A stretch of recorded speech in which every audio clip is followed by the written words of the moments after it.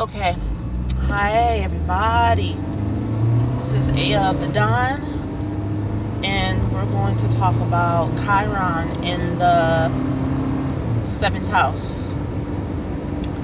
And it's funny, not funny, but I was thinking about how I'm going to a horse farm right now so that I can sign up. I did my orientation. I am going to be training how to assist people with their lessons, and also people with disabilities and PTSD. I'm really into the healing arts. I do reflexology, somatic healing, and psychic tarot readings. And I'm also a medium. And I love horses. And, I never really worked with horses that much. I didn't grow up with horses or anything. It's just that when I'm around them, I feel like a kindred soul, spirit. So I decided to go after and pursue this. It's a very healing space to be in. When I'm at the horse farm, what I saw and learned about myself and what the horses will teach me is to be okay with being a leader. That's one thing. That's the first thing I felt when I was there. And I don't have on my seatbelt. I'm one of those people. You gotta remind me to put on my seatbelt. I don't really care about seatbelts that much. And Chiron is mythology that has to do with the symbology of horses. And I'm reading this book called Equus, like a Zen horse book. Equus for a horse. Equus for equestrians. And it's a book about a woman's journey and learning how to communicate with horses and learning how to communicate with herself, having a more intimate relationship with horses, and actually paying attention to their being, paying attention to their will and their personality, and also even their destiny, and seeing the consciousness within them and sharing a space with them and allowing them to be themselves instead of trying to force them to be how you want them to be and putting them down, literally killing them if they don't act how you want them to act. And I feel like that's appropriate for Chiron in the seventh house. A lot of times in codependent relationships, people can have expectations of you that will kill your spirit. But if you don't, agree to be a circus animal for them, for people in your life, they may threaten to get rid of you or you them, because it's a learned behavior. So maybe in your childhood you didn't really get much of a say in who you showed up to be, so you may not really be able to be in your body. Or you might attract people who are histrionic, codependent, or narcissistic, thinking that you can get them to understand who you are. You're trying to fix your face, almost like you. The seventh house is about Libra, right? And Libra is about fairness. And it reminds me a bit of Gemini as well, for some reason. Maybe because of the scales and the twin type thing, the relational issues, you know. And I would think that any placement with Libra, for some reason, is really hard to see the flaws. It's really hard to... The personality is always great. And you always forgive a Libra because the personality is so great. Like, you just want to have that person around, even if you're not doing shit. They always bring some type of life, liveliness, beauty, art, introspection. They're great conversationalists. They're witty. They're funny. They kind of have it all when it comes to the personality. And so I'm thinking that with this placement, it may be really hard for you to see yourself.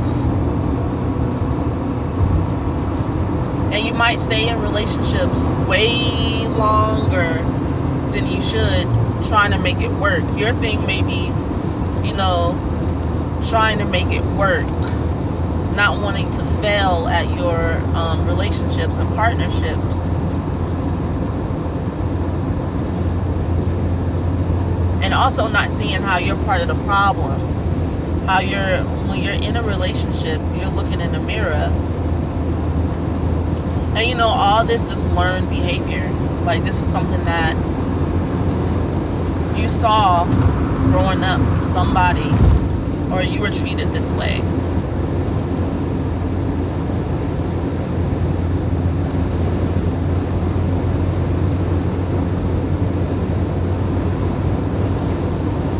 And it also may be a issue of really deep independence. So you're so independent that you don't think of other people, or you're attracted to people that are independent. It can go both ways. Or you're attracted to people who are so independent that they don't need you. You may have built up so many walls to needing anything from anybody that when you're in a relationship, the other person doesn't feel needed at all.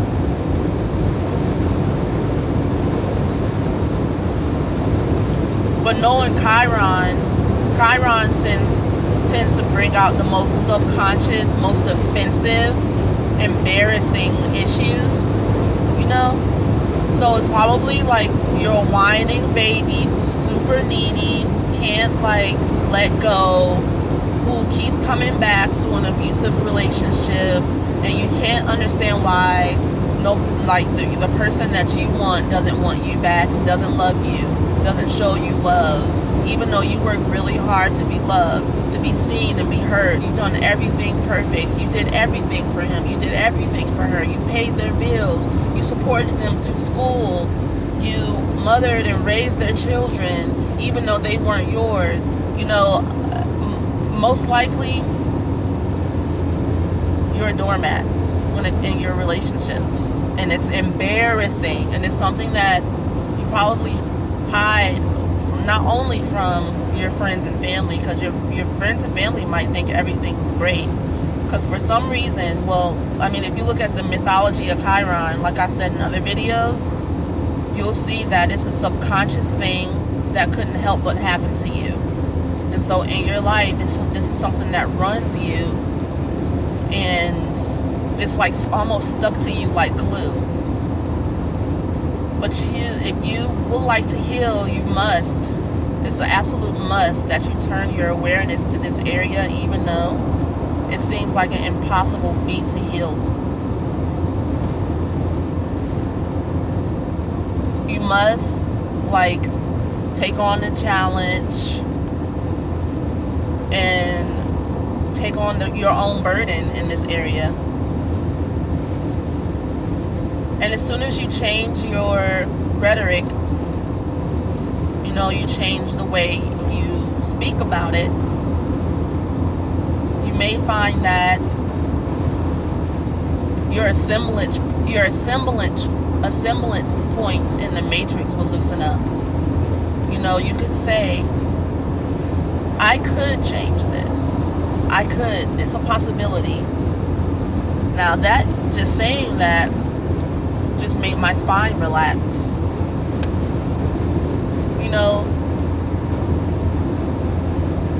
You could say, I could make space and within my energy to make a passageway for me to have a breakthrough, a healing, a cleansing, some purification. I could take the steps to change. I could read a book. I could get a reading. I could go talk to somebody about it. I could be more transparent about my issues. Because the real fear, and the reason why you are acting the way you act in your relationships, or you accept what you accept, is you're afraid to be alone. You're afraid that if you ask for what you really want, which is normal things like respect, communication, dignity, honesty, sincerity, then the person is going to leave. Because maybe in the family you grew up in, and asking for those things was too much. Asking for your parents to not lie to you, to not try to cover things up, to not be abusive to each other or to you, to not, put you in situations where you didn't feel safe and secure, was asking too much. And maybe you don't realize this, but you are carrying this into your other relationships. What is unspoken? It's an unspoken mistrust in your partner. So a good way to start handling is to talk. You're like, what? I don't know if this is true, but this is like a subconscious thing that's stuck in my psyche, that this is how it has to be. Where there's Chiron, it almost feels like it's never going to change, so why bother? It's that type of feeling. Because it just seems like such an uphill battle to climb. I understand that. I have those issues within my life. And it seems like the clouds part a little bit each day. And you know what? Sometimes it's not enough for me. Sometimes I get frustrated and I'll be like, well, damn, I still feel bad, but I can get myself to a point to where sometimes I can get myself to the point to where I feel good and I can, get through maybe a few months without incident. And then sometimes it's like I'm taking it day by day. And you also have to look at your biorhythms and moon cycles, and where Chiron is, there could be a tendency to beat yourself up for not being more mature. But just know that, we're all going through our own issues. You're not the only one that has immaturities. Some people are gold star copers, at life. And we can learn from those people.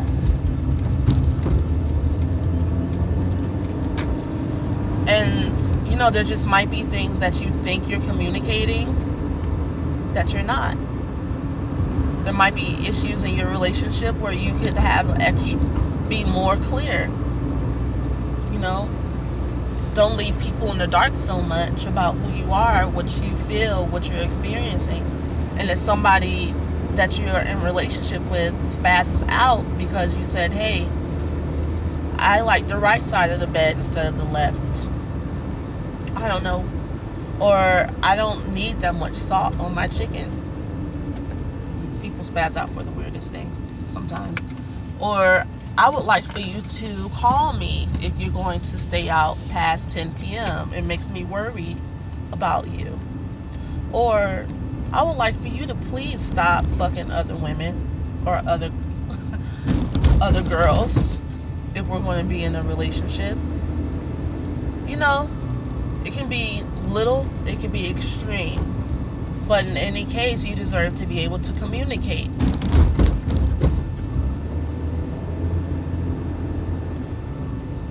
And some people don't like so much communication.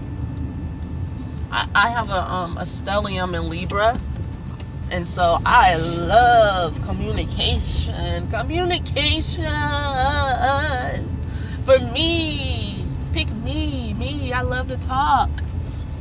That's why this YouTube channel's making a YouTube channel is really good for me, because sometimes my friends, they love me, but they just want me to like not teach them stuff all day, not talk to them about what I'm learning all day, and just be like, Asia, can you just be like a regular person? I'm like, if I've been this way my whole life, bruh, this is me, dog. I don't know what you want me to do. And it's so I made it my job. And now I'm not, it's kind of like I'm also a performer, and when I don't perform and like do things that I like to do like that, I legit like, the world is my stage, and I'm super dramatic about everything. It's like people be like, Asia, go find a gig.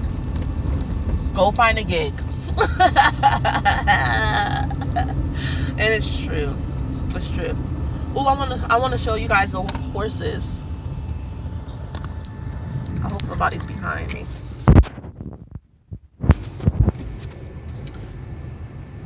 Can you see?